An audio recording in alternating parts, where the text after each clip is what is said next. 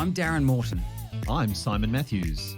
This is Lift, The Lifestyle Medicine podcast, where we dive into the science of health and well-being.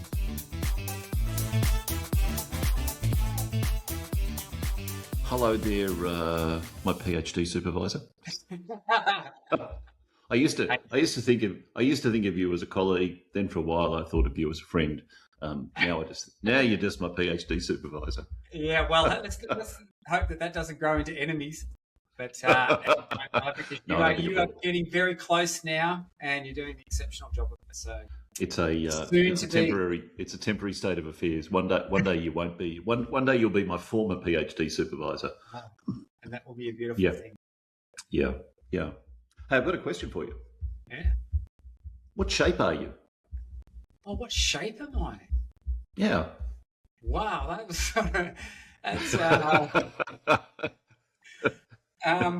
actually what someone I heard a joke about to this effect the other day. Someone said that I'm not in shape, and I said, yes, I am. Round is a shape. So I don't know. I'd say, well, my mind is going. I'm going to the sciencey sort of, whole somatotyping thing. Like mesomorph, ectomorph. Oh, okay, yeah. That's where you're okay. I used to be a meso-ectomorph, which is not too bad. I think my endomorph score has crept up a little bit, but I'm trying to manage that. I don't know, what shape am I? I'm a bit fluid. I can change shapes. I'm a shapeshifter. Oh, you're a shapeshifter. Okay. Yeah. Well, maybe that's not such a bad thing.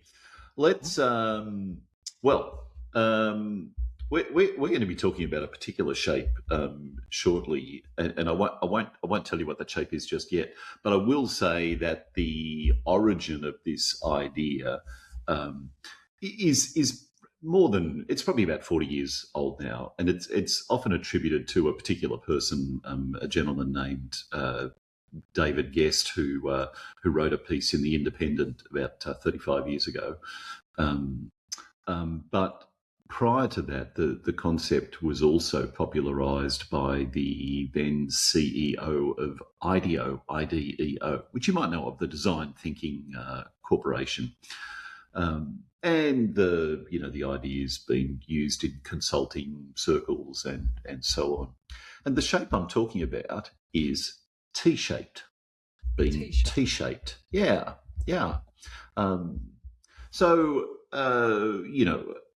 We talk about people and professionals as being T-shaped, and the idea of T-shape is that you have an area of depth, a particular or specific area about which you know a great deal, and some other related areas about which you know much less, but which intersect with that area that you know a great deal about as well.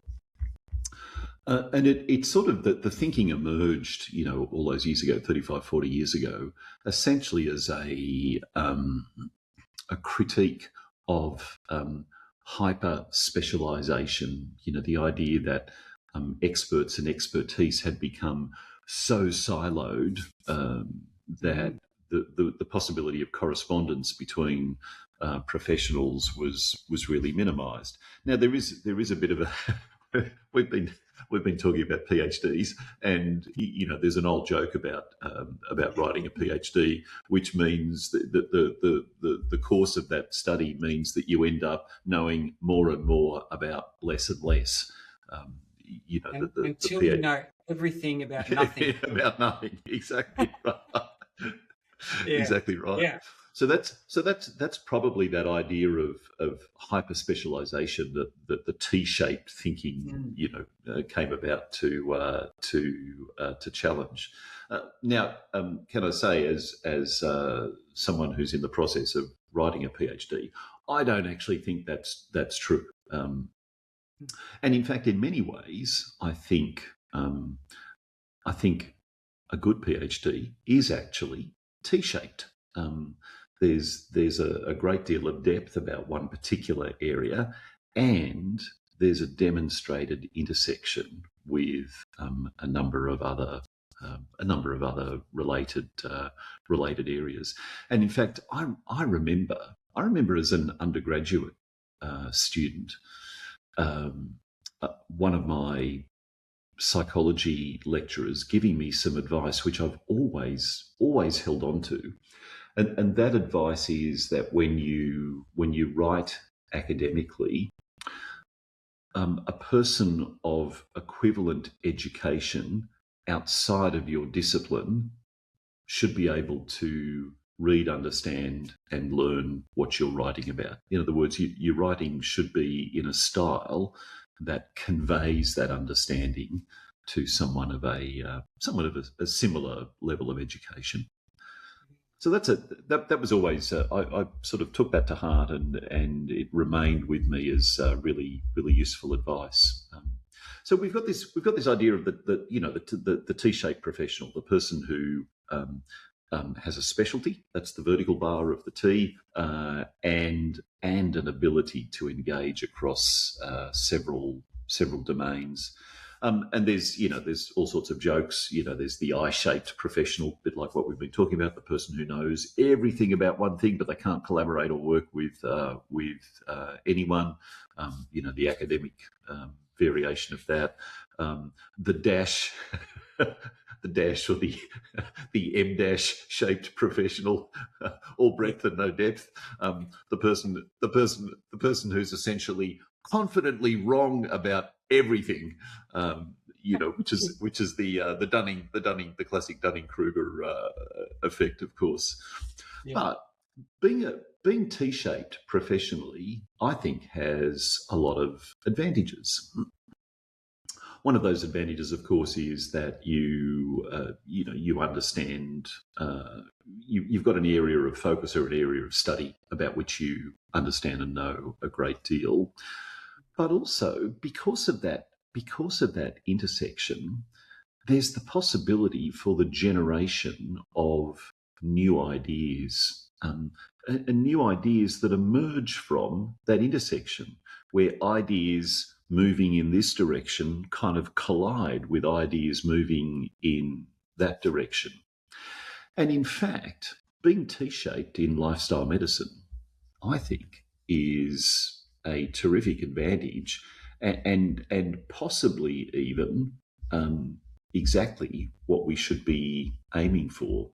And I might even go as far as to say that, and I'm the archetypal, not a doctor, but in my view, lifestyle medicine is probably the most T-shaped specialty in healthcare, because you do need significant depth in a particular area, and for example, my particular area is behavioural change and social connection and so on.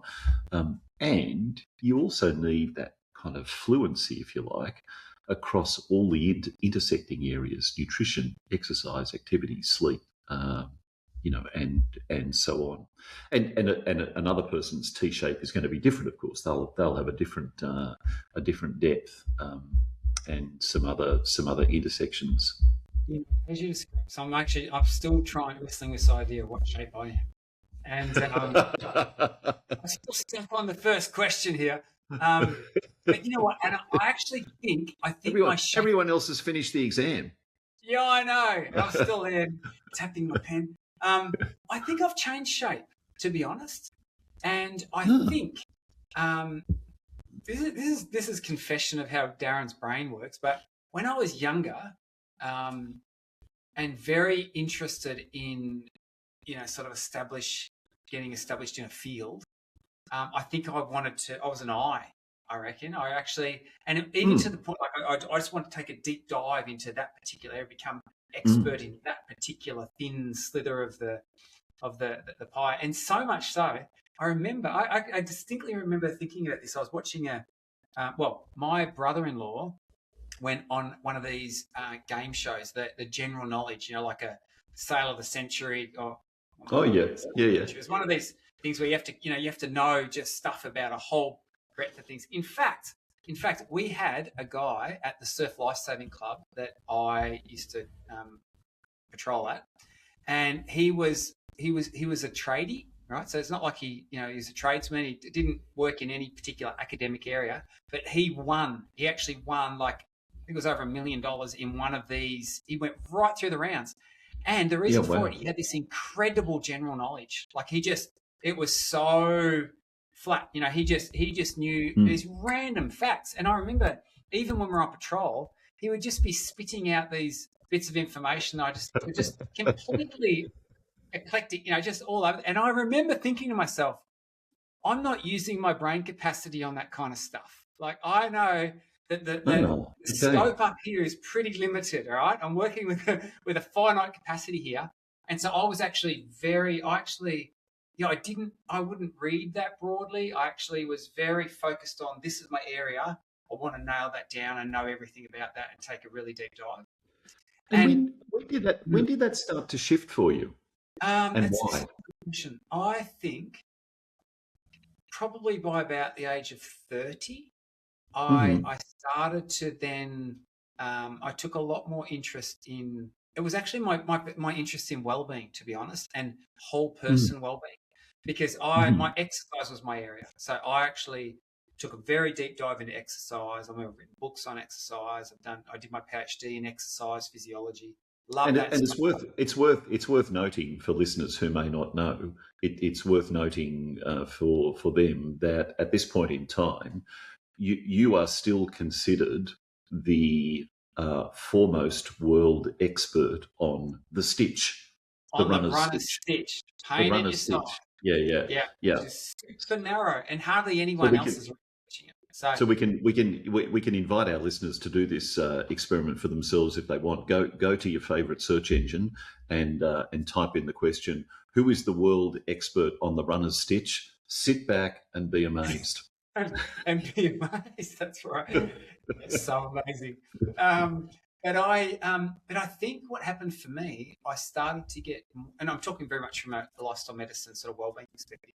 I started to realise that wasn't all there was to this whole person health. There were these other determinants as well, and so I think I allowed my mind to start to migrate and go broader. And in some of those, I think, I don't know what my shape is then, because I think I definitely have this very deep dive into exercise, very but then it's sort of a spread. And then every now and then I take another sort of, not as deep. Interesting. We've got these other little stelly types hanging off the wall, if you like. So, and I think I know that within our, like even at our university, within academia, there's always this talk about sort of, cross-disciplinary research, and I see huge value in that. In fact, within lifestyle medicine, I took a very, probably 15 years ago, so maybe when I was 40, I took a real interest in holistic mental well-being, and what I could see is that lifestyle medicine had a lot to contribute to that. Positive psychology had a lot to contribute to that. Neuroscience. So I found myself becoming a lot more of a generalist. And not taking, and when you're spreading yourself thin, you can't take the same sort of depth of dive into all the areas. But that's what the Lift project grew out of. Essentially, was this. Yeah, interesting. So you're still anchored by exercise. That exercise is your vertical bar. And can I say, for someone who knows so much about the runner's stitch, you are extraordinarily humble. Lift is supported by the Lift Project, an educational adventure where you learn science-based ways to lift your mood and your life. The Lift Project is lifting lives around the globe, in healthcare settings, workplaces, schools, universities and communities. To find out more, visit theliftproject.global. But that exercise is your vertical bar, and there's a bunch of other things, and you've also observed that at different times, perhaps you've approached pie shaped, as in the Greek letter pi. Yes. With the two vertical bars and the cross. And if you keep doing, you also said earlier, I think my shape has changed over time, and I suspect this is a desirable thing, because what that suggests is that as we continue to learn and read and grow, our interest extends into other areas. So we do, in fact, start growing more stalactites, down from that general knowledge, and over time, perhaps we end up with still that single long bar that's always been the anchor, but with an increasing number of stalactites growing down from this kind of horizontal bar, which I think is probably a really desirable way to be, because it, at some level, it reflects internal interest and curiosity. It reflects something about the character of the person. In order to develop in that shape, of course, you have to have a desire to develop in that shape. You have to want to pursue those areas of knowledge. They don't just happen to you. So we learn something about the character of the person, and arguably that person then becomes more adept across a number of different fields. Has your shape changed? Yeah, my shape. Yes, absolutely. My shape has changed, and probably in the way that we're talking about right now. So I feel like there are a number of stalactites for me that are, just progressively beginning to emerge from, that horizontal bar, and some of them I pursue harder than others. Some of them, and at different times, I deepen some and not others. But that sort of foundation of, or that foundational pillar of, if you like, the principles of behavioural change and understanding human behavioural change, that's still the thing for me. That's the anchoring point. Yeah. I'm sure I've shared this story with you several years ago, 6 years ago now. I had a spontaneous retinal detachment in my left eye. I wasn't doing anything stupid like bungee jumping, or it just happened. And I was very fortunate. I was close by the major eye hospital in Sydney. I went there, ended up with a absolutely superb surgeon who was also turned out to be just about the most delightful human being you could want to encounter. He did my eye surgery, was very successful. 6 months later, the same thing happened in my other eye. So he did that surgery again with the same great outcome. He was, at the time he was doing my surgery, he had just turned 40. So he was sort of 40, 41. He'd only been in practice as a medical professional, like independent practice, for about 10 years, because all that time he'd been to medical school and then his specialty and his fellowship and so on. So years and years and years of this kind of training before he was working independently. But he did say to me at one stage, I know more than anyone else in the country about a piece of tissue that's this big, but I don't really know much about anything else. And at one stage he quipped that even though he's a doctor, if you have a heart attack, he's not the person that you want to you want to be nearby. Yeah. So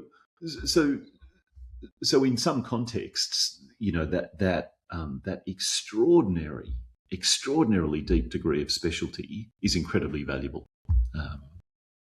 And in most of life, it's actually not necessary. Most of retinal attachments, thankfully, are they're comparatively uncommon.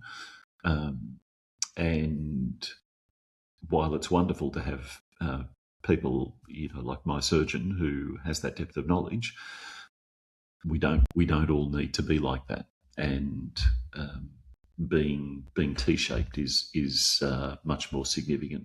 But there's another part. You asked me, had my shape changed over time? And there's another part to that question which is really interesting, and that is, which part of that shape do I mostly work in? So if you imagine a T shape or an I shape or whatever other shape, pie shape, that represents what we know about. But where do we work, and what do we focus on? And I find the most satisfying work that I do is actually at those intersection points. It's where one piece of knowledge or one domain of knowledge collides with another. That's where I feel deeply professionally satisfied, and being able to have the opportunity to really think about what happens when we bring these things together. What is the product of these things? What does it look like if we merge this and that? And again, that brings us straight back to lifestyle medicine, of course, and the practice of lifestyle medicine, which in fact is all about that. What happens when we merge nutrition and activity and exercise? What happens when we merge those with attention to sleep? What happens when we merge sleep with social connection, and so on and so on? Yeah, a couple of thought and reflections there. One is, I agree with you that there's huge stimulation when in that intersection point. And I find this within academia, like sometimes I have the good fortune to be able to connect with other experts. So they have their T's as well, but their anchors are in different domains. And the dialogue, when you can actually, you're sharing your deep dive learnings and they're sharing theirs, and the synergy of all that when it comes together, it's very, very stimulating. So I love it. But I also think as you've been speaking, I've been thinking about sometimes the deep dives, I actually get that they get a bit tedious, to be honest. And I think particularly of nutrition research in this regard, I sometimes, I think my brain's become a bit more, as you get broader, it becomes bigger, sort of bigger picture, I think, as compared to deep dive, sort of smaller picture. And I love to be in this bigger space, I think, now. But this is one of my criticisms of nutrition research often, is that they're not content to know why a blueberry is good for you, as an example. It's wanting to get to the nitty gritty of what particular compound and in blueberries is doing this particular thing, and I think that you can actually, if you go too deep, it's almost like you can get stuck down there, like it's and sort of you lose that sort of that dissemination piece, that ability for it becomes the classic. You can't see the forest for the trees. Yeah, exactly. Well, that's right. You've got your focus only on the trees, and you miss the idea that there's a forest here. Yeah.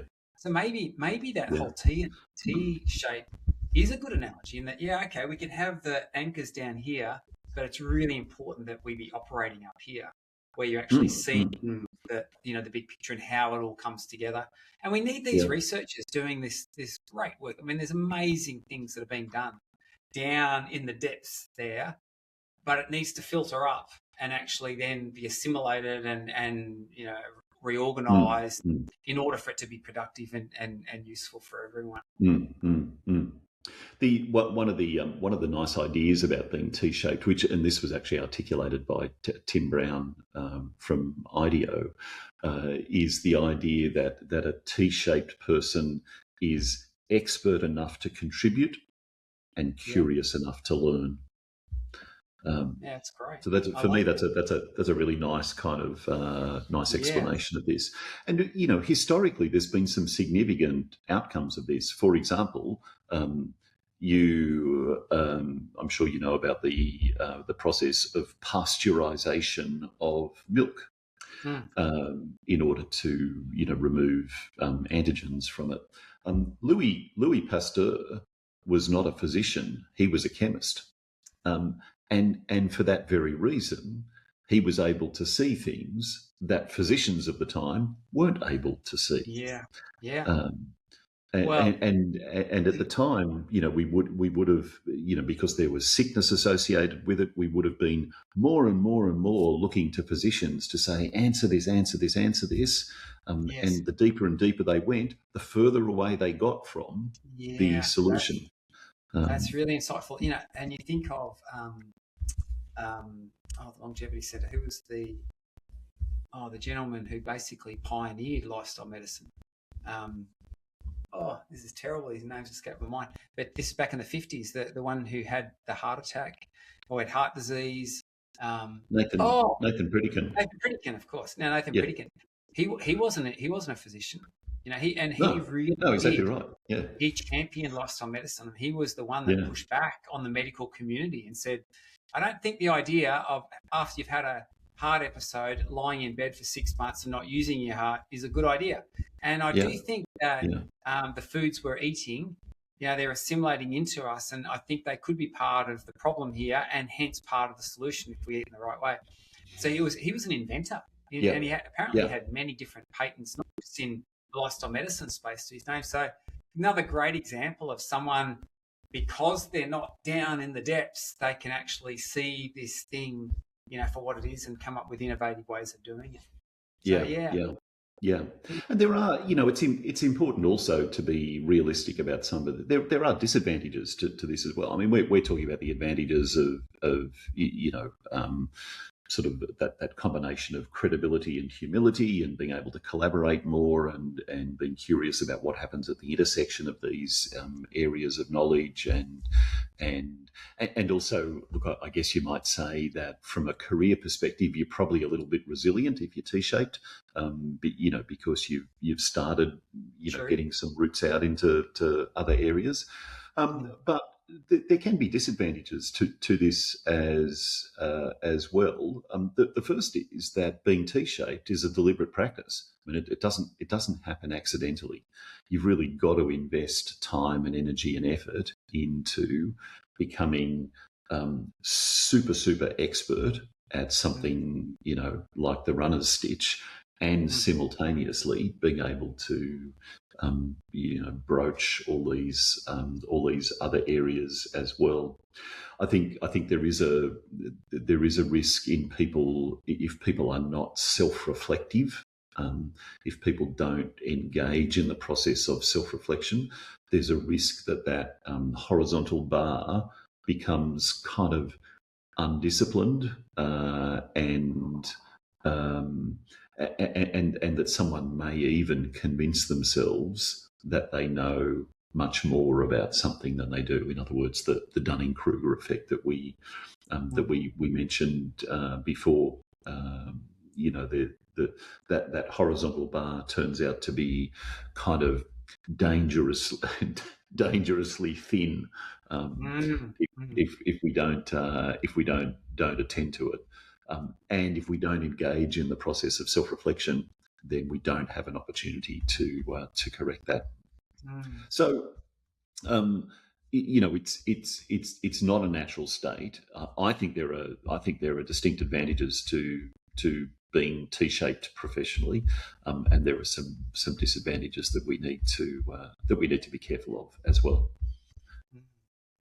I like that, and you know what? Yeah. I think that there is a place for eye shape. Like, for example, when you go to your ophthalmologist and do eye surgery, and he says, "Hey, I can only help you with your eyes. If it's your heart, then sorry, you need to see someone else." That's okay. Now, I'm just here for my eyes. Exactly right. Exactly right.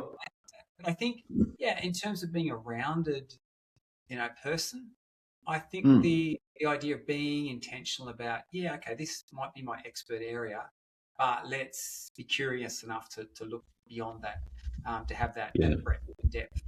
I think so. I noticed then that you just tried to hijack my T-shaped analogy back into the rounded person, which I'm interpreting as an effort to justify your own shape again. That's exactly right. But round is a shape. So the other interesting thing, of course, is think about the kind of classic dinner party, the dinner party setting, who is the most excruciating dinner guest to sit next to? They're the person who knows absolutely everything about just this one domain and won't talk about anything else. And every part of the conversation ends up being twisted back into this one thing that they know a great deal about. So being eye-shaped has advantages, and it also has disadvantages as well. And I appreciate that there's an intersection with personality here as well, in how we express that. But in general, I think lifestyle medicine structurally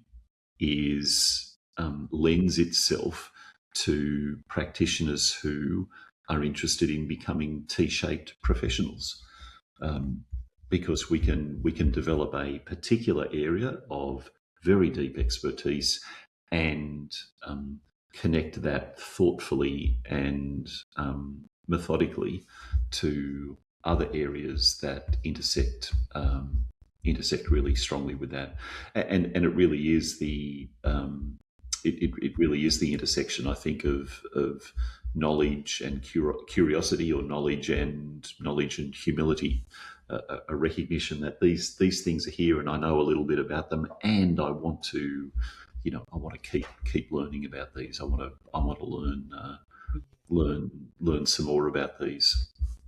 And I think that, I see the people that come into the lifestyle medicine space, I think that fairly accurately describes them. Normally they're an expert in one particular area, whether it be, nutrition or exercise or psychology or behavior change or whatever it might be, but they realise the necessity to not just, be siloed, but actually spread the wings and actually have that sort of integration of all these other areas. So yeah, I agree with you. I think that lifestyle medicine really is a call to be T-shaped. So I'm spreading my wings, brother, and I'll let you know how I'm doing.